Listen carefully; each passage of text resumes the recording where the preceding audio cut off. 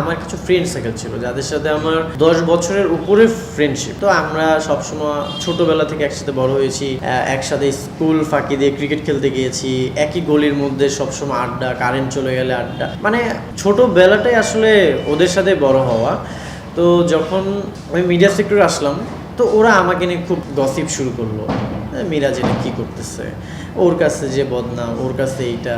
তো তখন না আমার কাছে খুব খারাপ লাগা শুরু করে, যে যাদেরকে আমি এত ভালোবাসি, যাদের সাথে আমার ছোটোবেলাটা এত সুন্দর ছিল, এখন কেন তোমরা আমাকে যদি একটু উৎসাহ দিতে আমি খুব ভালো করতে পারতাম। তো যখন এই বিষয়গুলো হলো, তো আমার কাছে বিষয়গুলো খারাপ লাগছিল।